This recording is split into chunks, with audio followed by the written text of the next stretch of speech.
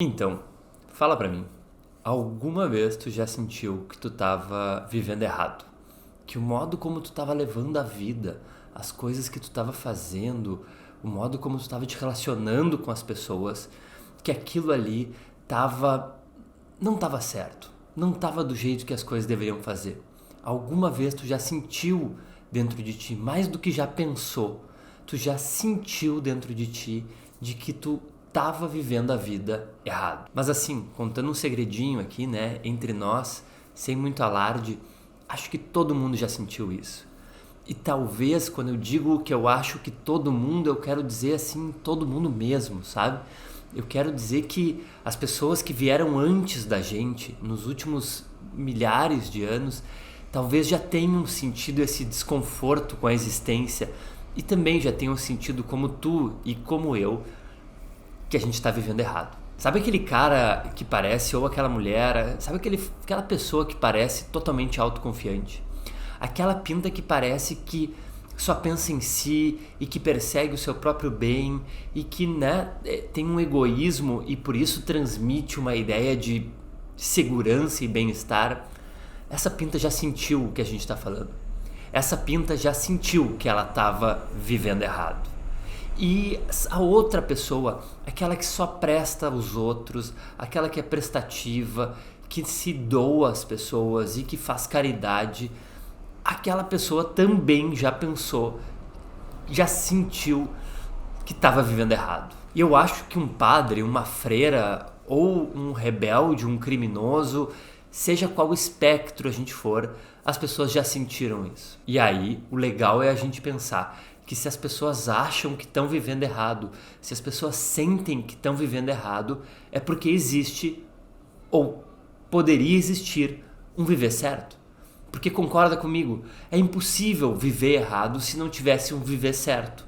Se não existe uma forma certa de fazer as coisas, não existiria uma forma errada. Só existiriam formas de fazer as coisas. Talvez tu pense isso. Talvez tu pense, mas é exatamente assim. Não existe certo e errado nas formas de fazer a coisa. Só existe formas diferentes de fazer. É muito bonito o teu pensamento. Porém, quando aquele sentimento vem, aquele mal-estar vem de que a gente está fazendo errado e vivendo errado, não é o que existe dentro da gente. Não é a ideia de que só existem formas de fazer as coisas. Quando aquele sentimento vem, a gente sabe, a gente tem certeza dentro da gente de que a gente faz errado, porque deve existir um outro jeito de fazer que é o certo. Sobre esse sentimento de viver errado, sobre esse mal-estar, sobre essa sensação e uma busca de o que seria viver o certo, um movimento de que é necessário aprender a viver, a filosofia tem muito a dizer. Porque os filósofos são a mesma coisa que todas as pessoas, né? Os filósofos têm os mesmos sentimentos, talvez eles sejam pessoas um pouco mais atrapalhadas em geral do que as pessoas correntes que vivem a vida aí. Mas a diferença é que talvez até por eles serem pessoas um pouco mais atrapalhadas com o sentimento e serem pessoas com uma grande capacidade intelectual, esses caras pensam sobre tudo, e inclusive sobre o mal-estar, e inclusive sobre a angústia, e inclusive sobre da onde viria esse sentimento de eu tô vivendo errado. E aqui nesse nosso bate-papo aqui sobre esse assunto, a gente podia investigar 3 correntes filosóficas. A gente podia investigar o cinismo, que começa com essa ideia de tô vivendo errado, que sentimento é esse? Aí depois a gente podia olhar os estoicos, que vão falar muito sobre aprender a viver, e talvez a gente podia falar sobre Epicuro. Se eu achar que o videozinho aqui tá ficando muito longo, a gente corta Epicuro e fica só nas 2 primeiras. Mas vamos começar com essa grande corrente, não sei se grande porque eles não foram muito grandes, mas com essa importante corrente filosófica que foi o cinismo. Os cínicos são os caras que vêm depois de Platão e Aristóteles. Platão e Aristóteles chegam e quebram tudo, né? Eles chegam, fazem diferença, fundam um modo de pensar, fundam correntes dentro da filosofia, né? Dividem a filosofia em área, né? Aristóteles funda a ciência, aquele negócio assim, bota pra quebrar. Depois vem os cínicos, depois vem esses caras mais no sapatinho, depois vem esses caras que vão refletir sobre a nossa vida comezinha, a nossa vida cotidiana, a nossa vida sem graça.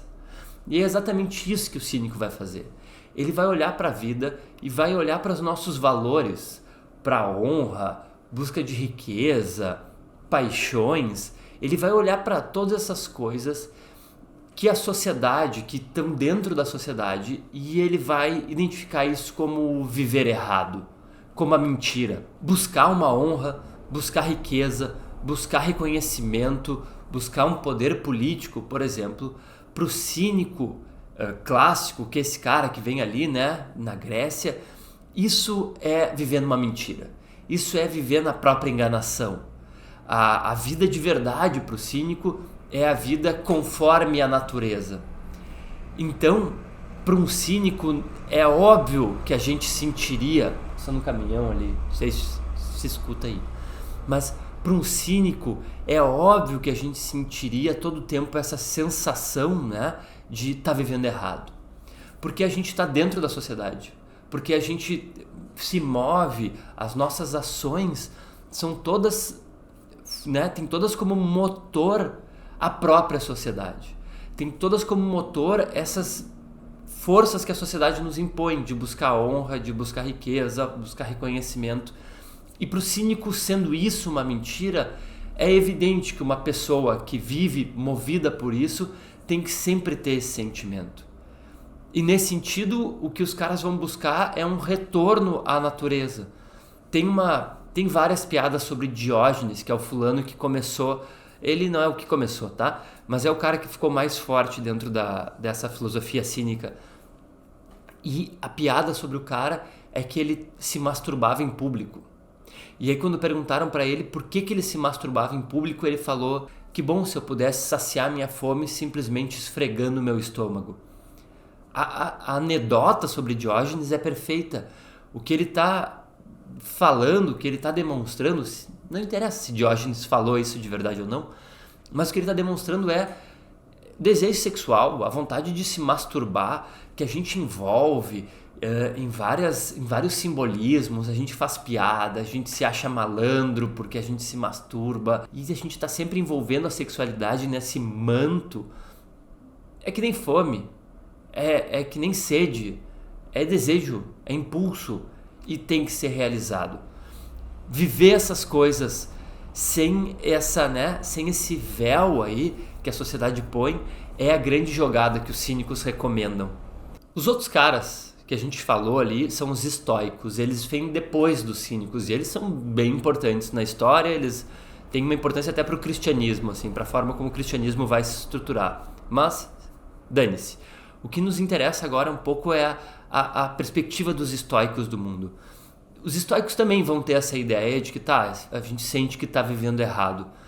Mas o que está por trás do pensamento estoico de que a gente está vivendo errado é uma questão bem básica. Assim. Os caras realmente acreditam que o universo, que a existência, olha para tua volta aí, assim, para essa existência que a gente vive, esse mundo que a gente vive, ele é ordenado. Ele é um cosmos, um logos ordenado. Ele tem uma ordem, ele tem um propósito. E eu falei isso ali na aula, no nosso papo anterior sobre Aristóteles. Eu não consigo não chamar de aula, né? Anos dando aula, eu tenho que chamar, embora eu esteja, como vocês podem ver, tentando mudar o esquema aqui agora. Mas dane-se. Eles têm uma ideia de cosmos, eles têm uma ideia de ordem. Então, se existe uma ordem, se por trás, sabe aquele papo que depois o cristianismo pegou para ele, de Deus escreve certo por linhas tortas? É assim, tu pode estar aqui achando que as coisas estão bagunçadas e tal, mas na verdade Deus tem um propósito para tudo, um destino, e tereré. Enfim, esse papo, os estoicos não colocam essa divindade judaico-cristã que vem depois, tá?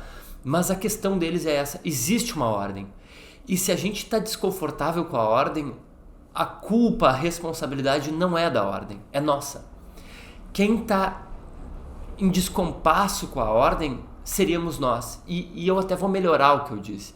A gente não está em descompasso com a ordem porque não é possível estar em descompasso com a ordem. A gente, fazendo parte do mundo, faz sempre parte da ordem. Então, o que os estoicos pensam é que qualquer desconforto que tu tenha com a existência, quando tu sente que tu está vivendo errado, é só porque tu não está entendendo a ordem. É só porque tu não está conseguindo, com a tua mente, com o teu intelecto, com a tua razão, compreender o grande ordenamento do mundo, o grande ordenamento do cosmos.